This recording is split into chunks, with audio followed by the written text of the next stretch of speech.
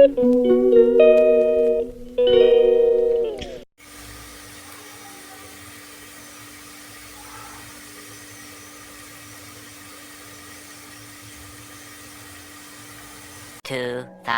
years later. Hi guys, welcome back to our channel.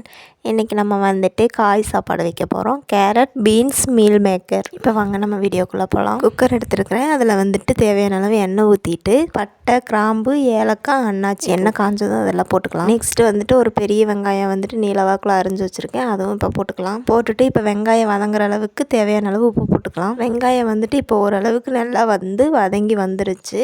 Colour change ஆகிருக்குது, பார்த்தாலே தெரியும். இப்போ பார்த்தீங்கன்னா வெங்காயம் வந்துட்டு நல்லா வதங்கி வந்துடுச்சு. வெங்காயம் கலர் சேஞ்ச் ஆனதும் அதுக்கப்புறம் வந்துட்டு இஞ்சி பூண்டு வந்துட்டு தட்டி எடுத்து வச்சுருக்கேன், அதையும் இப்போ போட்டுக்கலாம். அதையும் போட்டுட்டு நல்லா வதக்கி விட்டுக்கலாம். இப்போ ஸ்மெல்லு வந்து சூப்பராக வந்துட்டுருக்குது. நான் வந்துட்டு இஞ்சி பூண்டு பேஸ்ட்டு போடாமல் இஞ்சி பூண்டை வந்துட்டு தட்டி தான் போட்டிருக்கிறேன். நெக்ஸ்ட்டு வந்துட்டு மீடியம் சைஸ் தக்காளி வந்துட்டு ஒன்று எடுத்துருக்கிறேன், அதையும் அரிஞ்சு போட்டுக்கலாம். தக்காளி போட்டுட்டு நல்லா வதக்கி விட்டு இது கூடவே ஒரு கைப்பிடி அளவு புதினாவும் கொத்தமல்லி தலையும் எடுத்துருக்கிறேன், அதையும் வாஷ் பண்ணி இது கூட போட்டுக்கலாம். இப்போ வந்துட்டு தக்காளி வந்து நல்லா மசிஞ்சு வரட்டும். தக்காளி சூப்பராக வதங்கி வந்துருச்சு. நெக்ஸ்ட் வந்து கேரட் பீன்ஸ் மீல் மேக்கரை வந்து சுடுதண்ணியில் போட்டு ஊற வச்சு நெக்ஸ்ட் வந்துட்டு 2 டைம் வாஷ் பண்ணிவிட்டு இப்போ சேர்த்திக்கலாம்.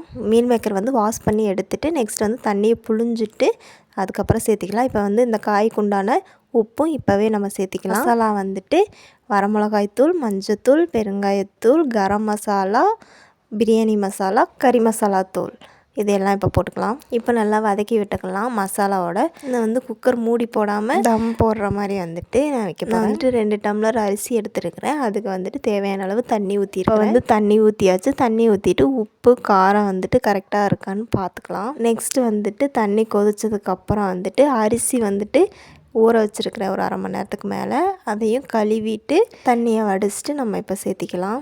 இப்போ வந்து நல்லா மிக்ஸ் பண்ணி விட்டுட்டு ஒரு டைம் வந்துட்டு உப்பு காரம் வந்துட்டு கரெக்டாக இருக்கான்னு பார்த்துக்கலாம். நான் வந்துட்டு காரம் வந்து நாங்கள் அதிகமாக சாப்பிடாதனால மசாலா வந்துட்டு கம்மியாக தான் போட்டு நெக்ஸ்ட்டு வந்துட்டு வெந்து முடிச்சிச்சு. நெக்ஸ்ட்டு சாப்பிடவும் ஆரம்பிச்சிட்டோம்.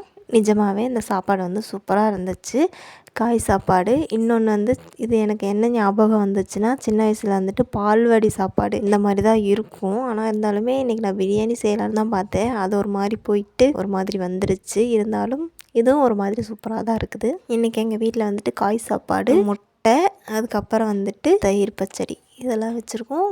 ஆனால் சாப்பாடு நல்லா தான் இருக்குது. அதுக்கப்புறம் வந்துட்டு இப்போ தான் நம்ம சேனலை ஃபஸ்ட் டைம் பார்க்குறீங்க அப்படின்னா நம்ம சேனலை வந்து சப்ஸ்கிரைப் பண்ணி வச்சுக்கோங்க. அந்த பெல் ஐக்கானையும் ஆலில் கொடுத்துக்கோங்க. அப்போ தான் நம்ம போடுற வீடியோ வந்துட்டு டெய்லி நோட்டிஃபிகேஷனில் காட்டும். நெக்ஸ்ட் ஒரு vlogல பார்க்கலாம். பாய்.